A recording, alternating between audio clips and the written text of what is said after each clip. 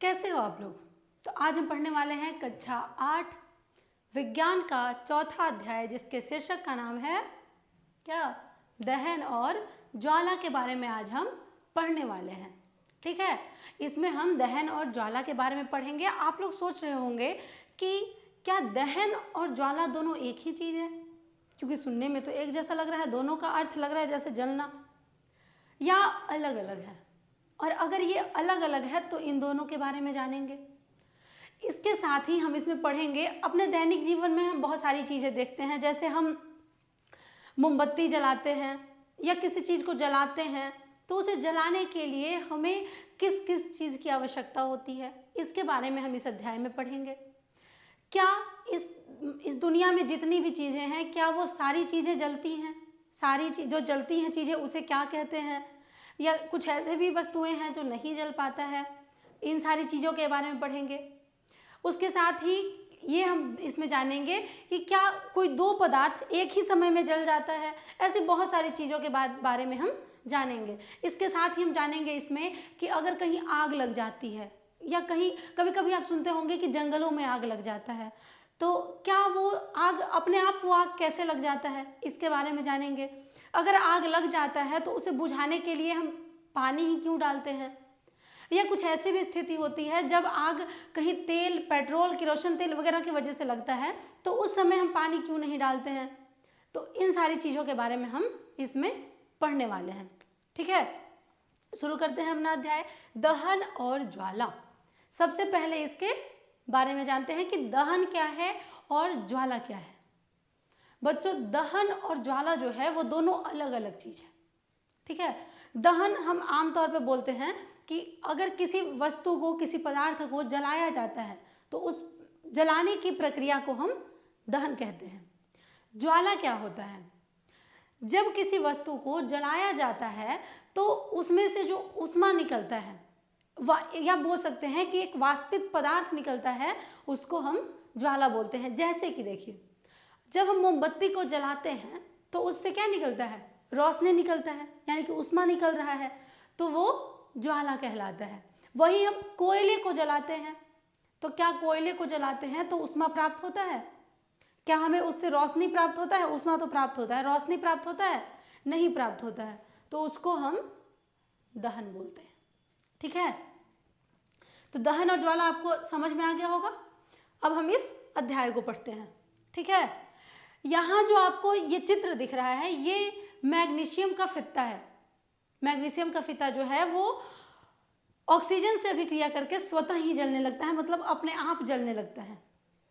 ठीक है, और ये मैग्नीशियम जो है वो अपने आप ही जलने लगता है। ठीक है, यहाँ देखेंगे हम घर पर, उद्योग में, वाहनों को चलाने के लिए विभिन्न प्रकार के ईंधनों का उपयोग करते हैं। देखिए, अभी हम बताए थे ना कि जलाने के लिए किसी चीज़ की आवश्यकता होती है, जो वस्तु जलता है, जिससे जलाया जा सकता है, उस ईंधन की आवश्यकता होती है।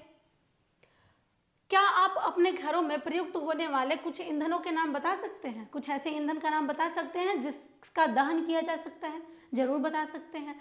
कोयला, उपला, लकड़ी, कागज, सारी चीजें हैं जिसका दहन किया जा सकता है।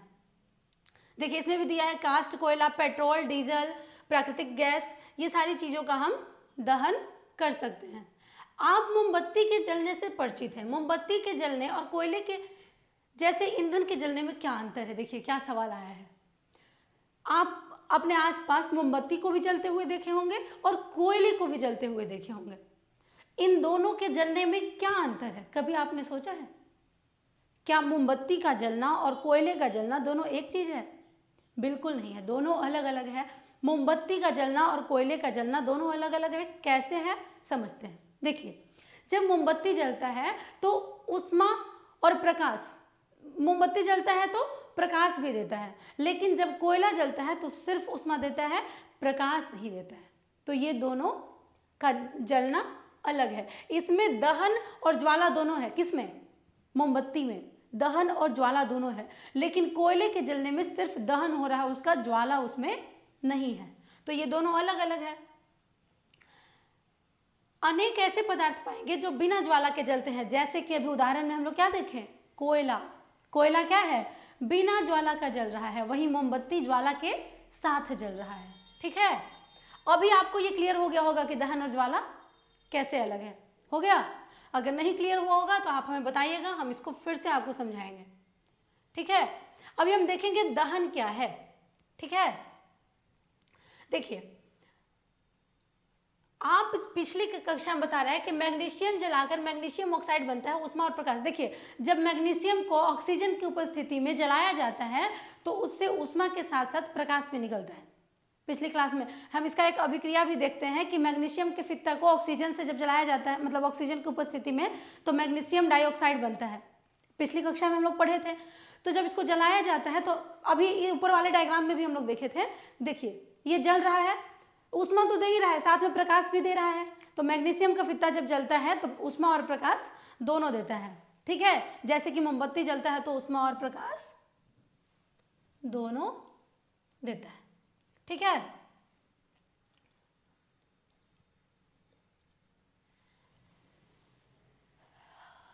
तो हम लोग मोमबत्ती को इसको जला रहे थे। इसी प्रकार क्रियाकलाप में हम एक कास्ट कोयले का टुकड़ा को लेकर के जलाएंगे तो वो सिर्फ उष्मा देगा, प्रकाश नहीं देगा। ठीक है, ये चीजें आप समझ गए होंगे कि दहन और ज्वाला में क्या अंतर है। जो चीज जलता है तो उष्मा और प्रकाश दोनों देता है, दहन कहलाता है, और कुछ वस्तुएं ऐसी होती है जो सिर्फ उष्मा देता है, वो ज्वाला कहलाता है। दोनों का उदाहरण भी हम आपको बताए हैं। दहन का उदाहरण हो गया मोमबत्ती, मैग्नीशियम का फित्ता, और ज्वाला का उदाहरण क्या हो गया, कोयला। ठीक है, ठीक ही तो है, हमारे शरीर में भोजन ऑक्सीजन से अभिक्रिया कर अपघटित होता है और उसमें उत्पन्न होता है।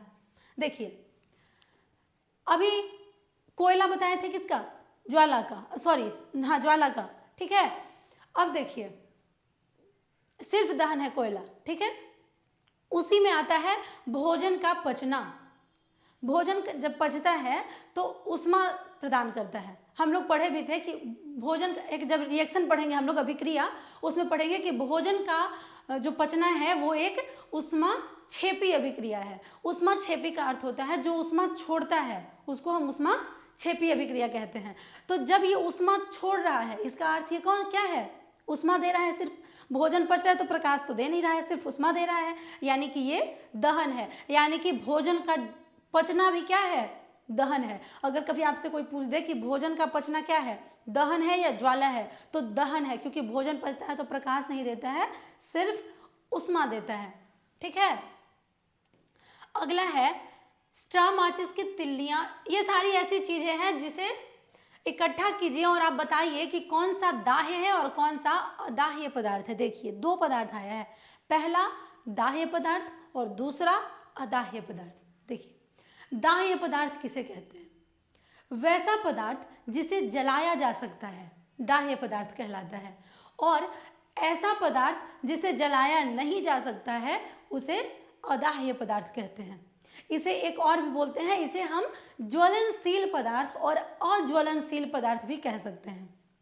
ज्वलनशील जिसे जलाया जा सकता है, यानी कि दाह्य पदार्थ या ज्वलनशील पदार्थ दोनों एक चीजें हैं। अज्वलनशील पदार्थ वैसा पदार्थ जिसे नहीं जलाया जा सकता है। नहीं जलाए जाने वाले में कौन आएगा, पत्थर। पत्थर को जलाया जा सकता है, नहीं जलाया जा सकता है, तो ये अज्वलनशील। और ज्वलनशील का तो आपको बहुत सारा पता होगा। अब इसमें बताना है कि कौन सा ज्वलनशील है और कौन सा अज्वलनशील है। लकड़ी, लकड़ी को जलाया जा सकता है, बिल्कुल जलाया जा सकता है। हमारे यहाँ चूल्हे पर जब खाना बनता है लकड़ी को जलाया जाता है, तो बिल्कुल ये दाह्य पदार्थ है। कागज को बिल्कुल जलाया जा सकता है। लोहे की कील को क्या जलाया जा सकता है, नहीं जलाया जा सकता है। अगर उसे आप जलाइएगा भी तो वो पिघलेगा, जलेगा नहीं, तो वो अदाह्य पदार्थ में आएगा। लोहे की कील किस पदार्थ में आएगा, अदाह्य पदार्थ में आएगा। मिट्टी के तेल को बिल्कुल जलाया जा सकता है। पत्थर के टुकड़े को बिल्कुल नहीं जलाया जा सकता है। स्ट्रा को जलाया जा सकता है। कोयला को जलाया जा सकता है, इसके बारे में हमको कुछ खास जानकारी नहीं है, आप लोग पता कीजिएगा स्ट्रा क्या होता है। माचिस की तिल्लियों को जलाया जा सकता है, कांच को नहीं जलाया जा सकता है। ठीक है, तो इस प्रकार से आपको पढ़ना है कि कौन से पदार्थ को जलाया जा सकता है और कौन से पदार्थ को नहीं जलाया जा सकता है। ठीक है, अब इस पे आते हैं। देखिए एक क्रियाकलाप दिया हुआ है कि एक मोमबत्ती को मेज के ऊपर रखिए। देखिए इसको हम डायग्राम से समझाते हैं। ठीक है, मोमबत्ती है, ठीक है। 3 मोमबत्ती को एक टेबल पे रखा गया है, ठीक है। इन तीनों को एक टेबल पर रखा गया है और आपको यहाँ दिख रहा होगा कि तीनों को रख के जला दीजिए, ठीक है। तीनों मोमबत्ती को रख करके जला दीजिए। उसके बाद देखिए इन तीनों को एक कांच के ग्लास से ढक देना है, लेकिन ढकने से पहले एक कंडीशन है कि एक कांच के ग्लास पर ना नीचे एक देखिए लकड़ी का गत्ता रखा हुआ है, लकड़ी का टुकड़ा, ये है ना। तो जब भी आप किसी चीज पर ऐसे लकड़ी कुछ रख के रखिएगा तो अंदर से हवा जाएगा हवा, यानी कि इसमें इधर यहाँ थोड़ा सा स्पेस है जिससे इसके अंदर हवा जा रहा है, ठीक है। तो इसको हवा जा रहा है मतलब इसको ऑक्सीजन मिल रहा है। दूसरा है जिसमें ऐसे ही डायरेक्ट कांच के ग्लास को रख दिया गया है जिससे ये ढक गया है, ठीक है।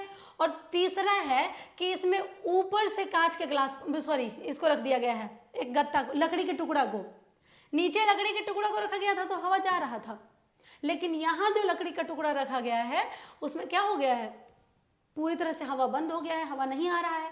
तो ये 3 स्थिति में मोमबत्ती को जलाया जाता है। तो आपको यहाँ दिख रहा होगा कि ये दोनों जो है वो मोमबत्ती बुझ गया। ये जो काला रंग निकलता है ये कार्बन डाइऑक्साइड निकलता है इसमें, ठीक है। तो ये दोनों बुझ गया, लेकिन ये जल रहा है, ये दोनों बुझ गया और ये जल रहा है। तो ये पहला वाला जल क्यों रहा है और बाकी दोनों बुझ क्यों गया? इसके पीछे कारण ये है कि इसको ऑक्सीजन मिलता गया, इसीलिए ये जलता रहा, और इन दोनों को ऑक्सीजन नहीं मिला इसलिए ये नहीं जला। तो जलने के लिए भी हमें किसी चीज की आवश्यकता होती है। पहला हम देखें, जलने के लिए क्या चाहिए? ज्वलनशील पदार्थ होना चाहिए। अगर हम यहाँ मोमबत्ती के जगह पर पत्थर का टुकड़ा रखते तो क्या वो जलता? नहीं जलता। तो ज्वलनशील पदार्थ होना चाहिए। दूसरा, जलने के लिए क्या आवश्यक है? ऑक्सीजन की उपस्थिति होना चाहिए। जैसे इसको यहाँ ऑक्सीजन मिला पहले वाले को, बाकी दोनों को नहीं मिला, दोनों बुझ गया। तो दूसरा, ऑक्सीजन की उपस्थिति होना चाहिए। तो 2 चीज समझ में आ गया। जलने के लिए कौन कौन सी चीज की आवश्यकता होनी चाहिए?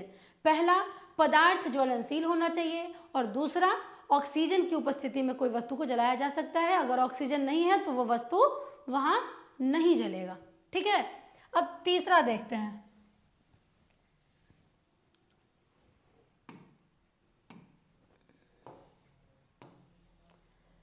क्रियाकलाप समझ में आ गया? ये वही चीजें हैं जो अभी हम आपको डायग्राम में समझाए हैं। हमने पढ़ा है कि सूर्य अपनी ऊष्मा और प्रकाश स्वयं उत्पन्न करता है। क्या यह भी एक प्रकार का दहन है? सूर्य अपना ऊष्मा और प्रकाश स्वयं उत्पन्न करता है, ये एक प्रकार का दहन है। बिल्कुल दहन है, क्योंकि इसमें ये जल भी रहा है और प्रकाश भी दे रहा है, ठीक है। सूर्य में ऊष्मा और प्रकाश नाभिकीय अभिक्रिया द्वारा उत्पन्न होता है। आप इसमें आगे चल के इसके बारे में पढ़ेंगे। सूर्य का जो ऊष्मा और प्रकाश होता है नाभिकीय प्रक्रिया के द्वारा उत्पन्न होता है। इसके बारे में हमें आगे की क्लास में पढ़ना है, अभी नहीं पढ़ना है। अगला क्रियाकलाप है, एक लकड़ी या लकड़ी के कोयले का जलता हुआ टुकड़ा लोहे के प्लेट या तवे पर रखिए, ठीक है। लोहा पर रखा गया है, लकड़ी के कोयले का जलता हुआ। इसे एक कांच के जार अथवा पारदर्शक प्लास्टिक जार से ढक दीजिए। देखिए क्या होता है। क्या लकड़ी का कोयला जलना बंद हो जाएगा? क्या आप इसके बारे में सोच सकते हैं जलना क्यों बंद हो जाता है? इसमें भी सेम कंडीशन है। लकड़ी का कोयला है, ठीक है, जल रहा है। हमारे घर में तावे पर जिस पर रोटी बनता है उस पर लकड़ी के कोयले को रखिए और ऊपर से कांच से उसको ढक दीजिए। तो क्या होगा? जो वो कोयला जल रहा है उसको जलने के लिए, हर ज्वलनशील पदार्थ को जलने के लिए ऑक्सीजन की आवश्यकता है, चाहे वो कोयला हो या मोमबत्ती हो। तो जब उसको हम ऐसे ढक देंगे कांच से तो ऑक्सीजन तो उसको मिलेगा नहीं, तो वो क्या हो जाएगा? बुझ जाएगा, ठीक है। तो वो कोयला हो या मोमबत्ती हो, अगर उसको ऑक्सीजन नहीं मिलता है तो वो बुझ जाएगा, ठीक है। ये था। आपने सुना होगा कि जब किसी व्यक्ति के वस्त्र में आग पकड़ लेते हैं तो आग बुझाने के लिए व्यक्ति को कंबल से ढक देते हैं। क्या आप बता सकते हैं कि ऐसा क्यों करते हैं? आपके घर में आप कभी सुनते होंगे कि अगर कोई व्यक्ति किसी घर में आग लग गई, वो व्यक्ति वहां फंसा हुआ है, तो कंबल लेके जाते हैं, उसको ऐसे लपेट के बाहर निकाल के ले आते हैं। तो ऐसा क्यों करते हैं? यहाँ भी वही है। जब कंबल से हम किसी व्यक्ति को लपेट देते हैं तो उसके शरीर तक अंदर तक ऑक्सीजन नहीं पहुंच पाता है, जिसके वजह से उस अंदर आग नहीं लगता है और कंबल मतलब जलने में टाइम लगेगा कंबल को, तो उसके अंदर तक आग नहीं लग पाता है। इसका कारण है कि वहाँ तक ऑक्सीजन नहीं पहुँच पाता है, इसीलिए कंबल से उसको लपेट दिया जाता है। आपको कागज के टुकड़े को जलने का अनुभव अवश्य होगा। जब जलती हुई माचिस की तीली इसके पास लाते हैं तो क्या यह जल उठता है? देखिए, जब हम कागज को और माचिस की तिल्ली को एक साथ ऐसे लाके रखेंगे तो क्या वो जलने लगेगा? बिल्कुल नहीं जलेगा। उसके लिए पहले कुछ करना पड़ेगा। उसको ऐसे पहले माचिस को ऐसे आग लगाना पड़ता है। हम लोग घर में लगाते हैं, ऐसे माचिस को जलाते हैं, उसके बाद फिर ऐसे पकड़ के उसको जलाते हैं, तब जलता है। स्वतः तो नहीं जलने लगता है, जैसे सूर्य स्वतः दहन हो रहा है, तो उसके लिए कुछ करना पड़ता है। तो इसके बारे में, क्या आप लकड़ी के एक टुकड़े को जलती माचिस की तिल्ली उसके पास लाकर जला सकते हैं? लकड़ी या कोयले को जलाने के लिए आपको कागज अथवा मिट्टी के तेल का उपयोग क्यों करना पड़ता है? क्या आपने जंगल में लगने वाली आग के बारे में सुना है? देखिए, बहुत सारा क्वेश्चन है। पहला क्वेश्चन क्या है वो तो हम अभी आपको बताएं। क्या हम दोनों चीज को एक जगह रखेंगे तो वो जलने लगेगा? तो बिल्कुल नहीं जलेगा। दूसरा क्या है कि क्या लकड़ी, देखिए एक सवाल है जो हम आपसे पूछते हैं। एक तरफ हमारे पास लकड़ी है, देखिए डायग्राम से समझते हैं, ज्यादा समझ में आएगा। देखिए, एक जगह हमारे पास ये एक लकड़ी का टुकड़ा है, ठीक है, लकड़ी का टुकड़ा है, और एक जगह हमारे पास ये एक कागज है।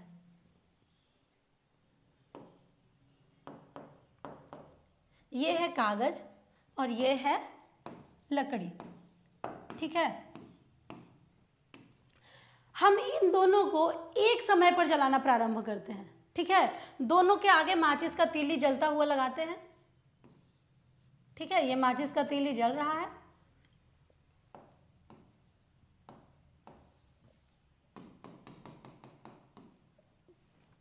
दोनों के आगे माचिस का तिल्ली बिल्कुल एक समय पर 9:15 पर लगाते हैं, ठीक है। एकदम एक समय पर दोनों में माचिस की तीली लगाते हैं। तो क्या होता है, दोनों तो एक समय पर जलाना प्रारंभ किए थे, तो क्या दोनों एक साथ जलने लगेगा? नहीं जलेगा। आप करके घर में देखिएगा, या आप पहले भी कभी करके देखे होंगे। आप, एक व्यक्ति है जो कागज को जला रहा है और दूसरा व्यक्ति है वो लकड़ी को जला रहा है, तो पहले कागज क्यों जलता है, पहले लकड़ी क्यों नहीं जलता है ना? लकड़ी को भी उसी समय पर जलना चाहिए था। इसके पीछे कारण ये है कि हर एक वस्तु का एक ज्वलन ताप होता है। कागज का ज्वलन ताप लकड़ी से कम होता है। अब ज्वलन ताप किसे कहते हैं? देखिए, क्या है ज्वलन ताप? ज्वलन ताप किसे कहते हैं? वह निश्चित ताप जिस पर कोई वस्तु जलना प्रारंभ कर देता है, ज्वलन ताप कहलाता है, ठीक है। जैसे कागज जिस ताप पर जलना प्रारंभ किया उसे उस कागज का ज्वलन ताप कहेंगे। इसका आप परिभाषा लिख लीजिएगा।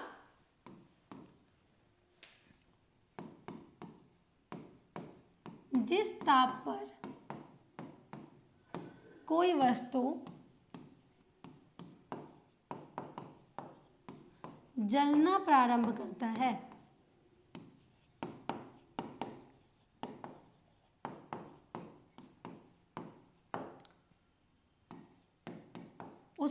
जिस ताप पर कोई वस्तु जलना प्रारंभ करता है उस वस्तु का ज्वलन ताप कहलाता है।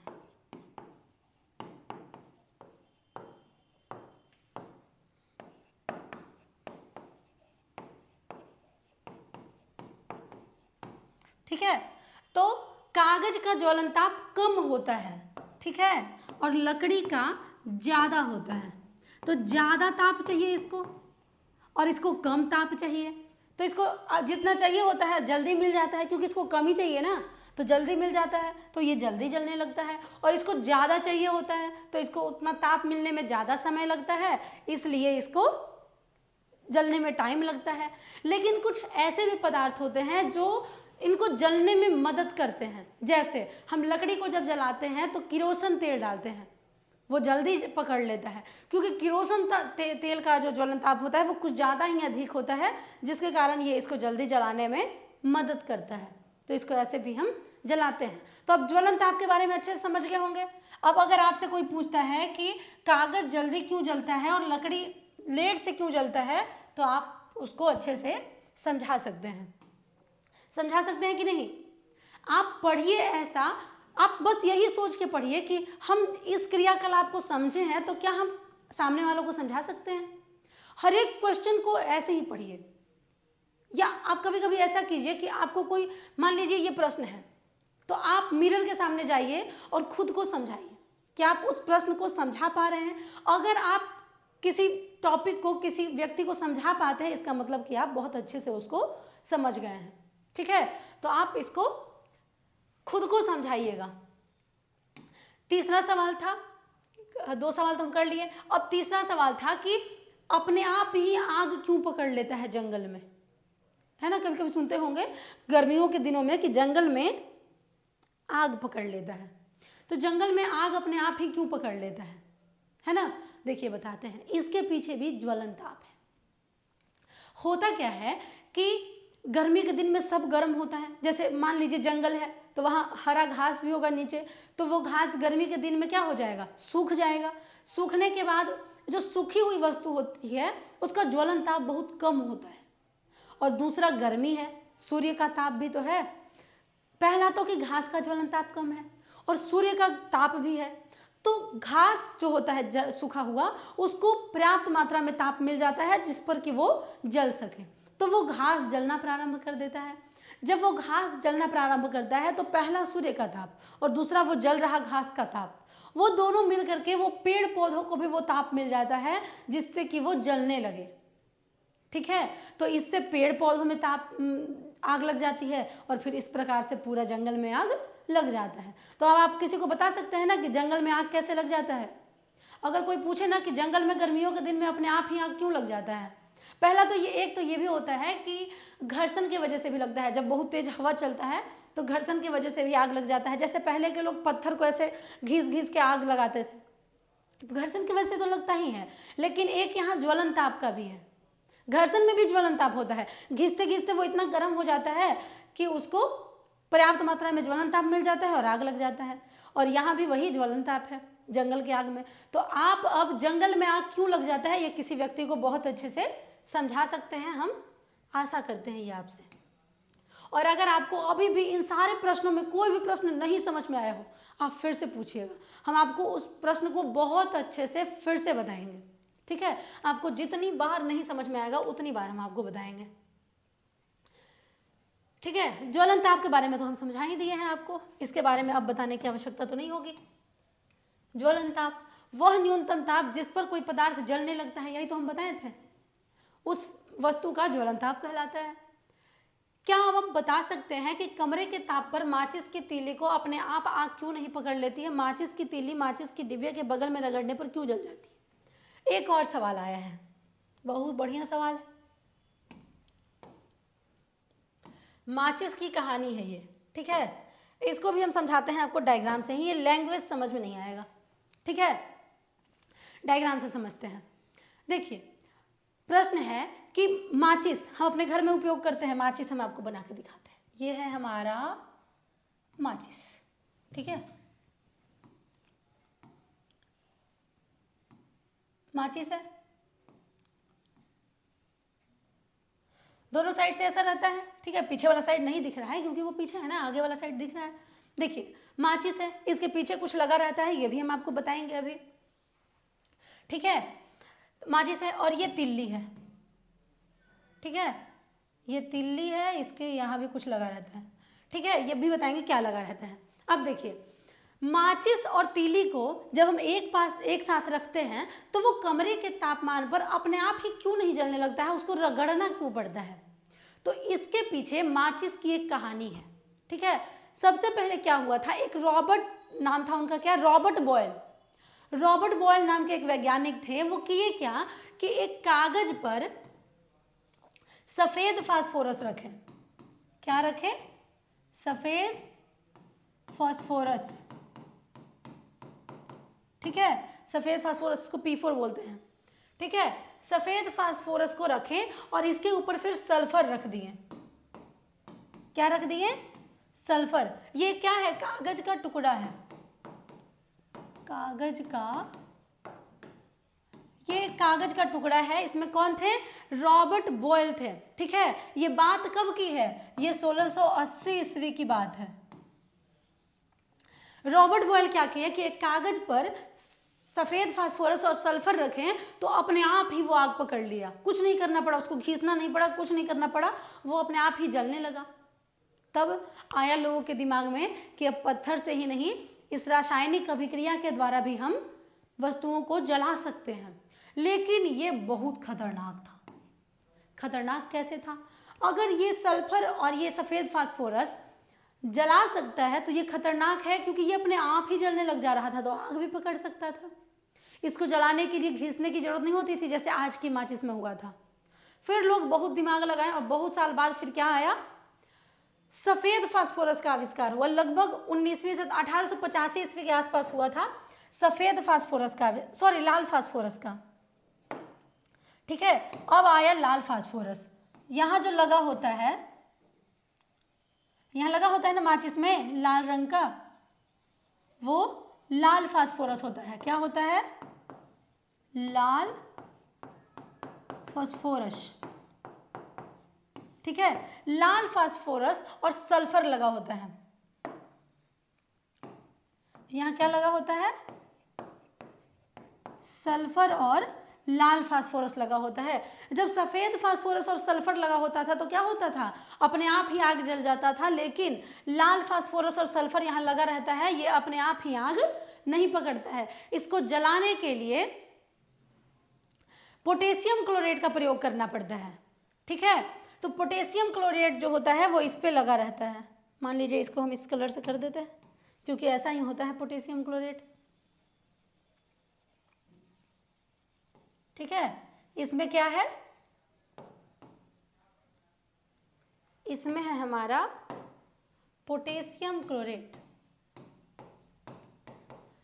इसको बोलते हैं KCl। ठीक है, पोटेशियम क्लोराइड है इसमें। अब जब पोटेशियम क्लोराइड को लाल फास्फोरस और सल्फर वाले इस सतह पर रगड़ा जाता है तब आग पकड़ता है। जो अपने माचिस में देखते हैं ना, माचिस के डब्बे पे होता है, वो क्या होता है? अब अगर आप किसी से पूछेंगे या आपसे कोई पूछेगा तो आप बता सकते हैं लाल फास्फोरस और सल्फर होता है, और वहीं तीली पर क्या होता है? पोटेशियम क्लोराइड होता है। ठीक है, पोटेशियम क्लोराइड होता है, इसका रासायनिक सूत्र KCl होता है। ठीक है, जब इन दोनों को रगड़ा जाता है तो ये जलने लगता है। तो क्या आप माचिस की कहानी को समझ गए? आप अगर इसी को यहाँ पढ़ेंगे अगर लैंग्वेज वाला तो आपको कुछ भी समझ में नहीं आएगा। लेकिन अब इस डायग्राम को समझने के बाद अगर आप उसको खुद से भी पढ़ेंगे तो आपको वो बहुत अच्छे से समझ में आ जाएगा। तो क्या आपको ये माचिस की कहानी समझ में आ गई? समझ में आ गया ना माचिस की कहानी? बहुत बढ़िया। अगर नहीं समझ में आया तो बताइएगा, हम आपको फिर से समझाएंगे। ठीक है, आगे देखते हैं। देखिए, एक अगला क्रियाकलाप है, कागज के 2 कप तैयार कीजिए। देखिए, इसको भी हम आपको डायग्राम से बताते हैं। ठीक है, बाकी आप अपना बुक जो है ना उसको पढ़िएगा, आपको बहुत अच्छे से समझ में आ जाएगा। फिलहाल ये देखिए। ठीक है, मान लीजिए ये हम एक टेबल बना दिए। ये हमारा क्या है? ये हमारा एक मेज है।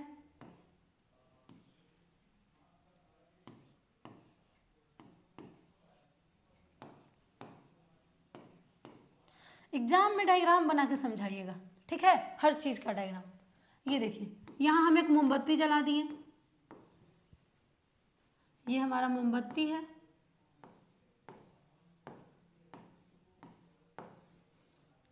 ये दोनों मोमबत्ती हमारा जल रहा है।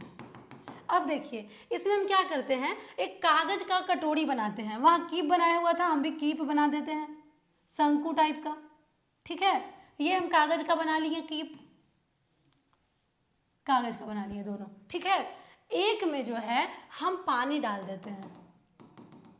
इसमें क्या डाल देते हैं? पानी। अब आप बोलिएगा कि कागज पर पानी डालेंगे तो वो कटोरी तो फट जाएगा, तो हम कागज को थोड़ा मोटा रखेंगे ताकि कुछ देर तक वो कागज ना फटे पानी की वजह से। ठीक है, और ये हम सिर्फ कागज रखेंगे, इसमें कुछ भी पानी वानी नहीं है। आप ये क्रियाकलाप अपने घर पे करके देख सकते हैं। आप क्या कीजिएगा, सबसे पहले 2 मोमबत्ती या कुछ भी जला लीजिएगा, ठीक है, जो आप जला सकते हैं।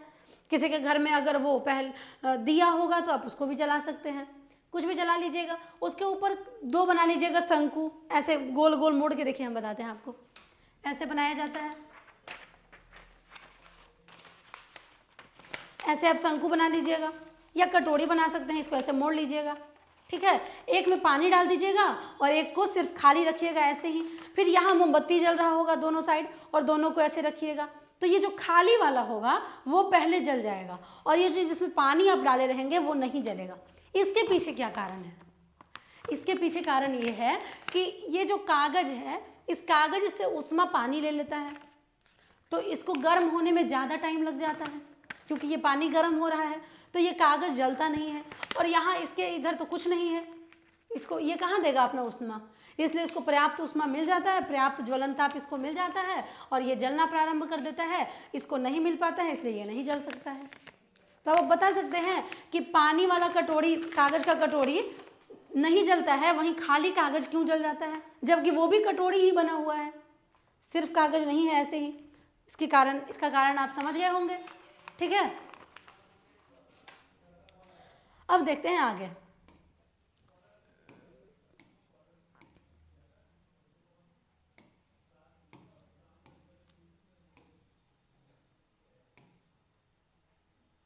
देखिए क्या दिया है, अगर हम कप को गर्म करना जारी रखें तो हम कागज के कप में भी जल को उबाल सकते हैं।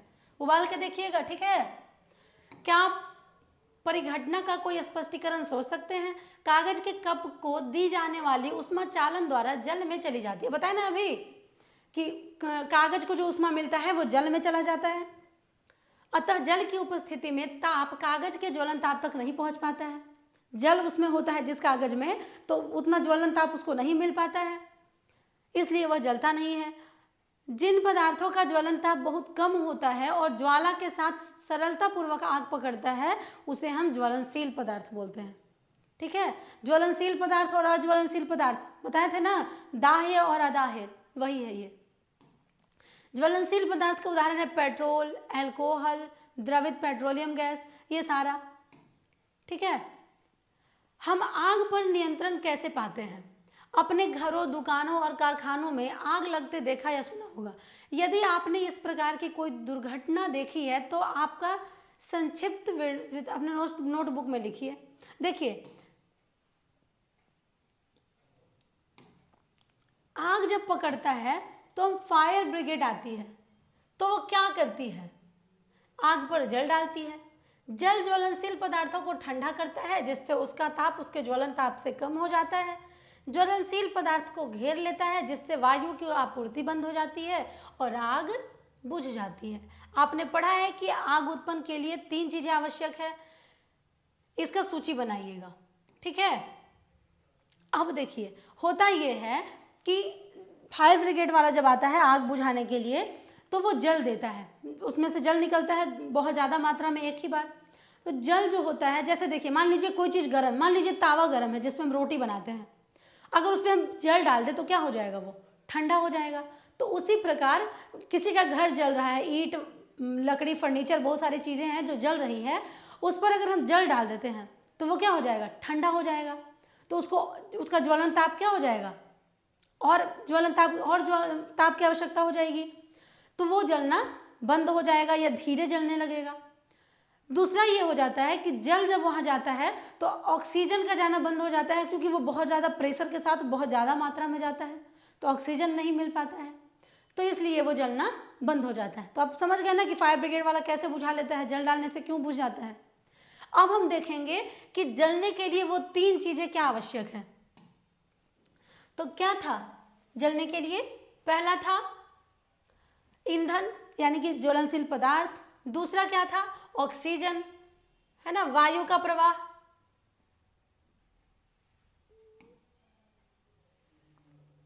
ये सारी चीजों की हमें आवश्यकता होती है, ठीक है।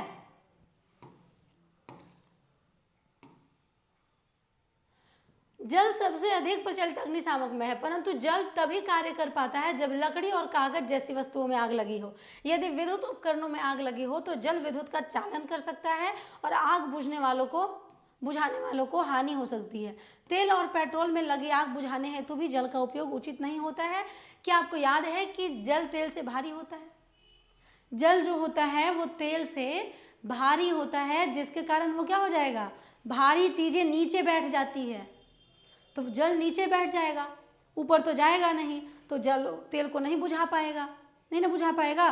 फिर विद्युत में भी वही है, मान लीजिए कहीं शॉर्ट सर्किट हुआ है और आग लगा है तो हर तरफ करंट ही करंट है। आप कभी कभी देखते होंगे, आप पानी के हाथ से या भीगे शरीर से अगर वायर को छूते हैं तो क्या होता है, आपको लाइन मारता है, यानी कि जल में क्या होता है, विद्युत का संचालन होता है।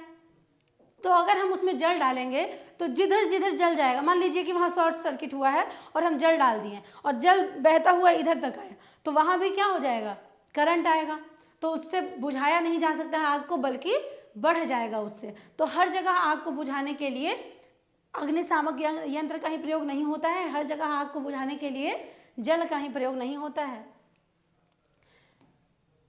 विद्युत उपकरण और पेट्रोल जैसे ज्वलनशील पदार्थ में लगी आग के लिए कार्बन डाइऑक्साइड सबसे अच्छा अग्निशामक है। वैसे आग को लगने के लिए अग्निशामक में क्या डाला हो जाता है, कार्बन डाइऑक्साइड। देखिए, ऑक्सीजन जलने में मदद करता है और कार्बन डाइऑक्साइड बुझाने में मदद करता है। ठीक है, अब नहीं भूलेंगे ना, ऑक्सीजन और कार्बन डाइऑक्साइड, एक जलने में मदद करता है, दूसरा बुझाने में मदद करता है। ठीक है,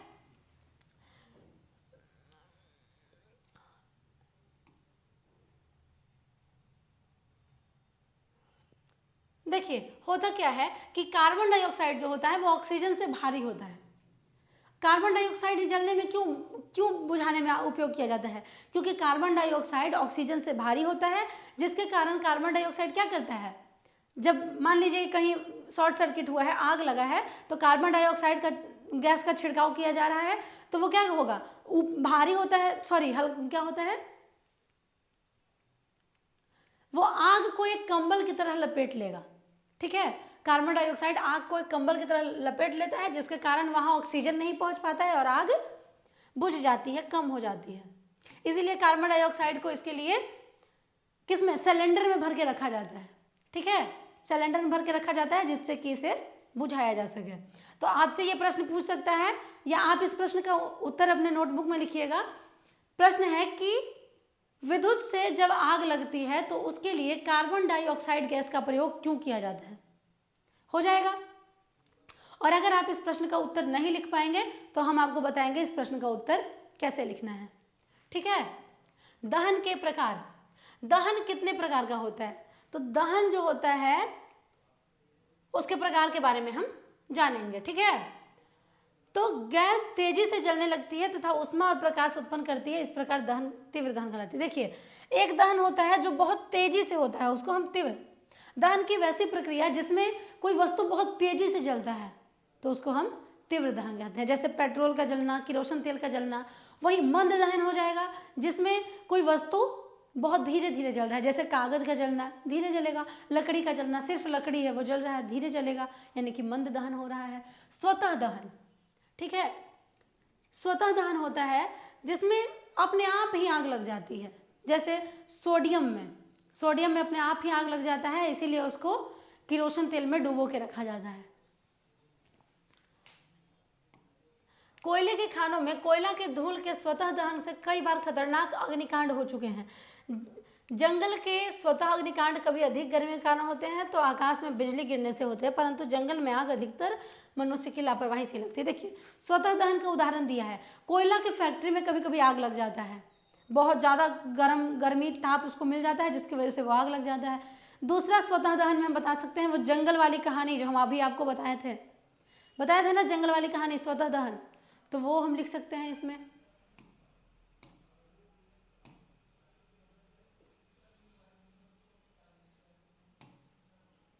देखिए, अब हो गया ये क्या क्या जाने, एक स्वतः दहन और एक तीव्र दहन, दो होता है दहन का प्रकार। ठीक है, समझ सकते हैं दहन कितने प्रकार का होता है, दो प्रकार का, स्वतः दहन और तीव्र दहन। स्वतः दहन जो अपने आप ही जलना प्रारंभ कर देता है, और तीव्र दहन जो तेजी से जलता है, जिसमें कोई पदार्थ बहुत तेजी से जलता है।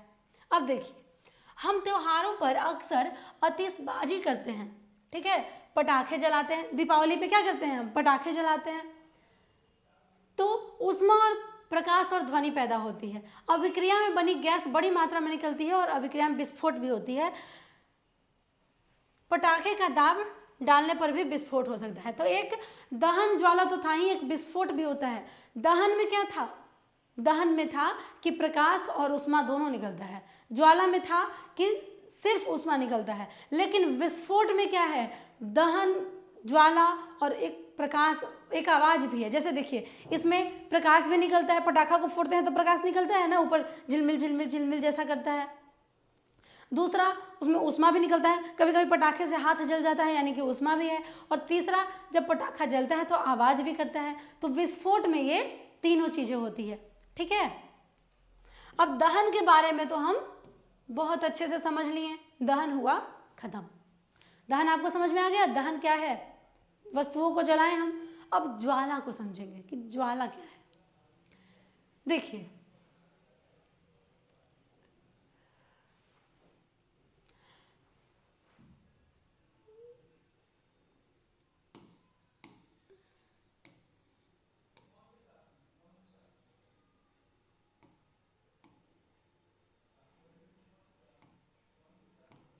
प्रश्न है कि एलपीजी ज्वाला का प्रेक्षण कीजिए।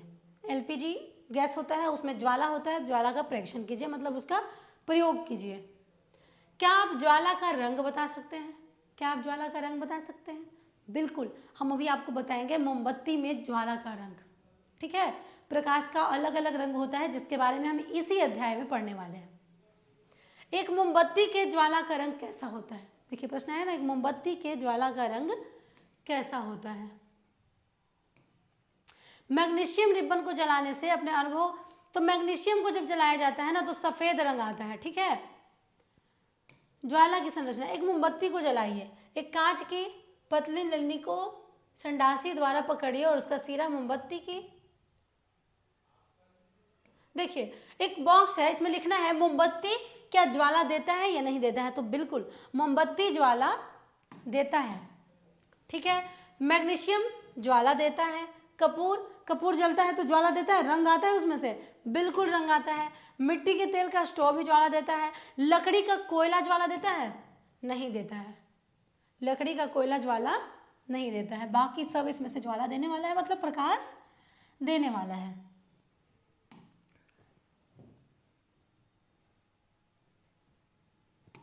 समझ में आ रहा है?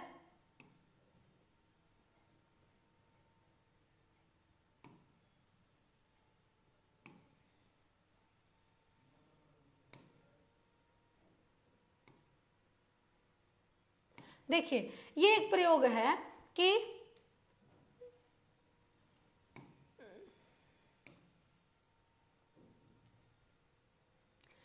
एक प्रयोग है कि जब मोमबत्ती या किसी चीज को भी जलाते हैं, कभी आप देखिएगा आपके घर में दिया जलता होगा, पूजा होता होगा, ये कोई भी चीज जो जलता है, तो जब उसको हम जलाते हैं तो उसके ऊपर आप हाथ रख के देखिएगा, आपके हाथों पर काला लग जाएगा। वो काला चीज क्या होता है? वो होता है कार्बन डाइऑक्साइड गैस। तो जब जलता है तो क्या निकलता है? कार्बन डाइऑक्साइड गैस उसमें से निकलता है। अब देखिए, दहन के समय जो पदार्थ वाष्पित होता है वो ज्वाला का निर्माण करता है। तो यहाँ ज्वाला का निर्माण कौन कर रहा है? कार्बन डाइऑक्साइड गैस ज्वाला का निर्माण कर रहा है।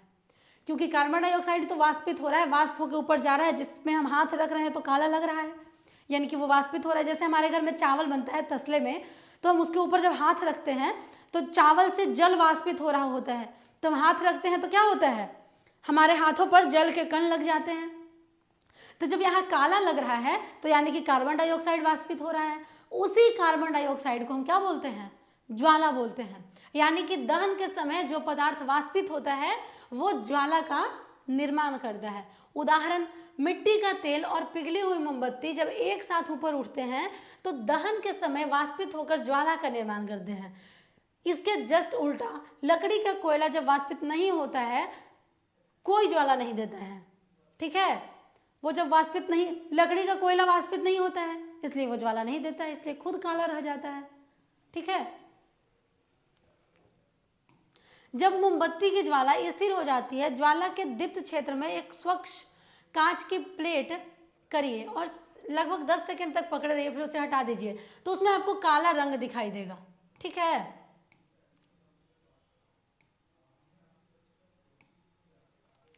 ध्यान दीजिए कि तार का भाग जो ज्वाला के कुछ ही बाहर है, देखिए इसके बारे में यहां से समझते हैं। देखिए मोमबत्ती में जो होता है वो 3 क्षेत्र होता है। ठीक है, एक सबसे अंदर वाला क्षेत्र, एक मध्य क्षेत्र और एक बाहर क्षेत्र। ठीक है, तो ये जो बाहर वाला जो क्षेत्र होता है, देखिए इसमें समझते हैं हम।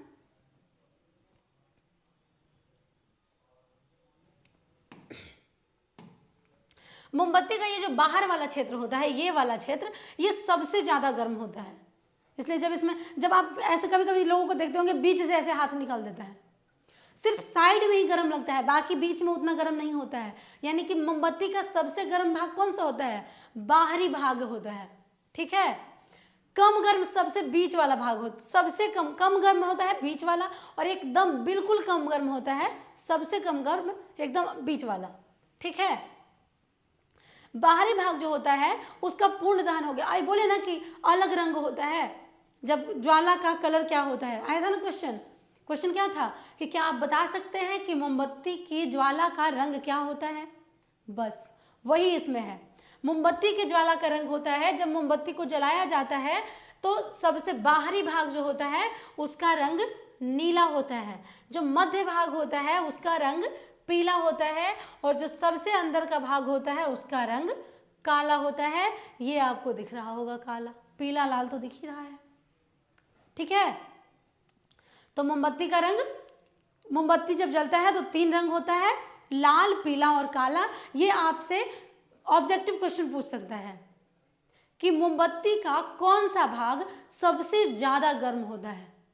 ठीक है, लोग क्या सोचेंगे, जलना कहाँ से प्रारंभ किया है? बत्ती के पास से, यानी कि वहाँ सबसे ज़्यादा गर्म होगा, बाहर तो आते आते कम हो जाएगा। लेकिन ऐसा बिल्कुल नहीं है, सबसे ज़्यादा गर्म भाग बाहरी भाग ही होता है, उसके बाद बीच वाला थोड़ा कम होता है, और सब मतलब उसके बाद वाला सेकंड लेयर और थर्ड लेयर जो सबसे वहाँ मोमबत्ती के वहाँ जहाँ बत्ती होता है उसके पास होता है, वो बिल्कुल भी गर्म नहीं होता है। ठीक है, उसके साथ ही हम देखें कि जो बाहर होता है पूर्ण दहन भाग्य क्षेत्र, बाहर प्रश्न पूछ सकता है कि मोमबत्ती जब जलता है तो उसके सबसे बाहरी क्षेत्र को क्या बोलते हैं? उसको बोलते हैं पूर्ण दहन बाह्य क्षेत्र, मतलब वहां पूर्ण दहन हो चुका है, पूरा वो जल चुका है वो बाहरी क्षेत्र में। उसका कलर क्या होता है? नीला होता है। मध्य क्षेत्र यानी कि आंशिक दहन, अभी कुछ ही दहन हुआ है, अभी कुछ बाकी है। आंशिक का अर्थ है उसका एक अंश का दहन हो चुका है, उसका रंग होता है पीला।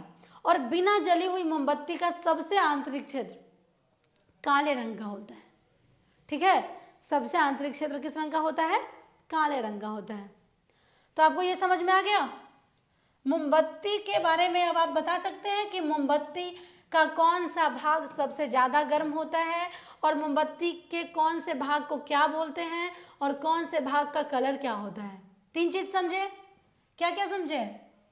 मोमबत्ती का कौन सा भाग कितना गर्म होता है, मोमबत्ती के किस भाग को किस नाम से जानते हैं, और मोमबत्ती के कौन से भाग में कौन से कलर का ज्वाला निकलता है।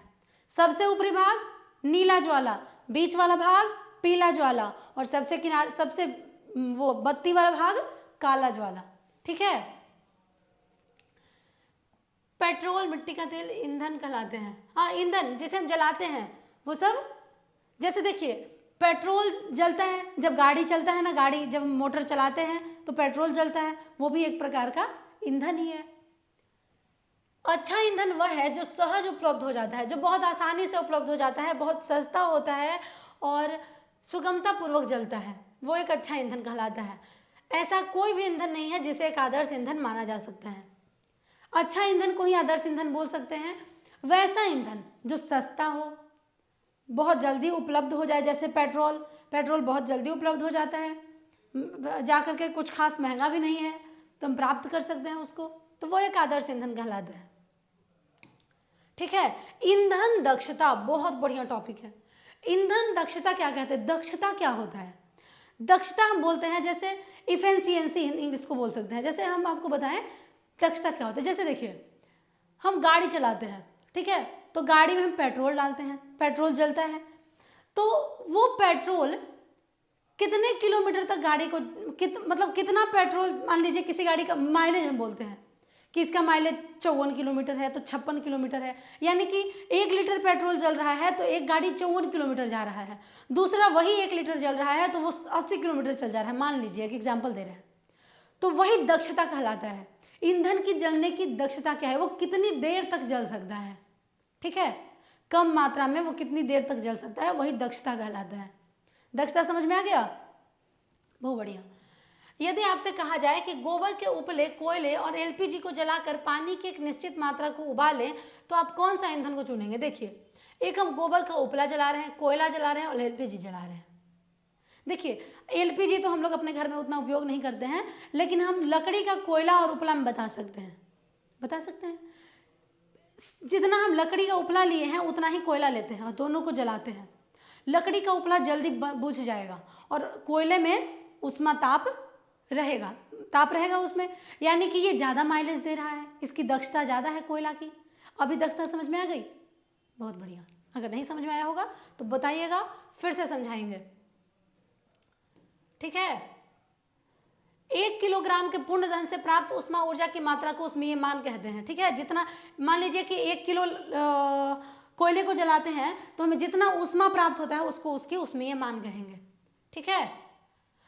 आपको इस बॉक्स में ठोस ईंधन, द्रव ईंधन और गैसीय ईंधन के नाम लिखना है। जैसे ठोस ईंधन हम कोयला लिखे हैं तो ठोस में हम लकड़ी लिख सकते हैं, गोईठा लिख सकते हैं, उपला। द्रव ईंधन में मिट्टी का तेल तो हम पेट्रोल लिख सकते हैं। तो इसी प्रकार से आपको इसमें लिखना है। प्राकृतिक गैस है तो इसमें हम एलपीजी लिख सकते हैं। अब देखिए सबका ऊष्मीय मान दिया है। गोबर के उपले का ऊष्मीय मान 6000 से 8000 होता है केजी प्रति किलो जूल प्रति केजी, मतलब 1 केजी में वो कितना ऊष्मा देगा, उसी को बोलते हैं ऊष्मीय मान। अभी बताए ना, किसी वस्तु का ऊष्मीय मान हम किसे कहते हैं, कोई वस्तु एक निश्चित मात्रा में कितना ऊष्मा देता है वही उस वस्तु का ऊष्मीय मान कहलाता है, ठीक है। तो एक जो गोईठे का उपला है, गोबर का उपला है, वो 1 केजी में कितना ऊष्मा देगा, 6000 से 8000 किलो जूल देगा। उसी प्रकार लकड़ी का है, कोयले का है, पेट्रोल का है। पेट्रोल जो है 1 केजी में 45000 किलो जूल ऊष्मा देगा, ठीक है। तो आप इसको एक बार देख लीजिएगा। अधिकांश ईंधनों के दहन से पर्यावरण में कार्बन डाइऑक्साइड गैस निकलती है। वायु में कार्बन डाइऑक्साइड गैस अधिक मात्रा में संभवतः विश्व उष्णन का कारण बनती है। कार्बन डाइऑक्साइड हमारे सेहत के लिए बहुत ही हानिकारक होता है, इसलिए ये विश्व उष्णन यानी कि ग्लोबल वार्मिंग, प्रदूषण फैलता है तो इसलिए ये ग्लोबल वार्मिंग का कारण बनती है। देखिए जब ईंधन का दहन होता है तो उसमें हानिकारक पदार्थ भी बाहर निकलते हैं। जैसे अभी हम लोग देखे थे कि मोमबत्ती जल रहा था, जबकि वो उतना छोटा है तो क्या निकल रहा था, कार्बन डाइऑक्साइड निकल रहा था, जो कि हमारे लिए हानिकारक है। तो ये भी पर्यावरण के लिए हानिकारक है ईंधन का जलना। लकड़ी, कोयला, पेट्रोल जैसे कार्बन ईंधन बिना जले कार्बन कण छोड़ते हैं। ये सूक्ष्म कण खतरनाक प्रदूषक होते हैं जो दमा जैसे श्वसन रोग उत्पन्न करते हैं। यानी कि पहला क्या है, ईंधन के जलने से हानि है, ये कहानी दिया हुआ है, आप पढ़िएगा। जैसे देखिए ठंड के दिन में हम उपला जलाते हैं, हमारे घर में जब ठंड होता है तब हम बोरसी जलाते हैं तो उसमें बहुत ज़्यादा धुआं निकलता है। वो उस धुएं में कार्बन डाइऑक्साइड होता है ना, जो हमारे सेहत के लिए बहुत ही हानिकारक होता है। इससे दामा, श्वसन रोग, ऐसी बीमारियां इससे होती है। तो ईंधन का जलना हमारे लिए खतरनाक भी है। ईंधन का अपूर्ण दहन कार्बन मोनोऑक्साइड गैस देता है, जो कि कार्बन डाइऑक्साइड से भी ज़्यादा हानिकारक होता है। जैसे देखिए लकड़ी, जैसे देखिए उपला को हम जला रहे हैं, ठीक है, तो वो जल के बढ़िया से जल रहा है, एकदम अच्छे से जल रहा है, उसमें ऊष्मा भी निकल रहा है, प्रकाश भी निकल रहा है, तो वो कार्बन डाइऑक्साइड गैस देगा। कार्बन डाइऑक्साइड गैस हानिकारक तो होता ही है। उसके साथ ही आप कभी कभी देखे होंगे चूल्हे पर जब आप उपला को जला रहे होंगे तो वो जलता नहीं है। वर्षा के दिनों में अधिकतर ऐसा होता है, वो जलता नहीं है बल्कि धुआं देता है। उसमें होता है कार्बन मोनोऑक्साइड गैस, वो और भी ज़्यादा हानिकारक होता है, कार्बन डाइऑक्साइड गैस से ज़्यादा हानिकारक होता है, ठीक है। तो ये इस प्रकार हमारे लिए हानिकारक भी होता है। तीसरा हम लोग समझे थे। चौथा है कोयले और डीजल के दहन से सल्फर डाइऑक्साइड गैस निकलती है, और सल्फर डाइऑक्साइड क्या होता है, इसको दमघोटू गैस भी बोलते हैं। सल्फर डाइऑक्साइड गैस की वजह से हमारा दम घुटने लगता है। मतलब ये सारी जो भी जितने भी गैसें निकल रही है वो सब श्वसन संबंधित रोग उत्पन्न कर रही है, हमारे सांस लेने में ये समस्या उत्पन्न कर रही है। इसीलिए किसे, सल्फर डाइऑक्साइड गैस को दमघोटू या संक्षारक गैस भी कहा जाता है। ठीक है,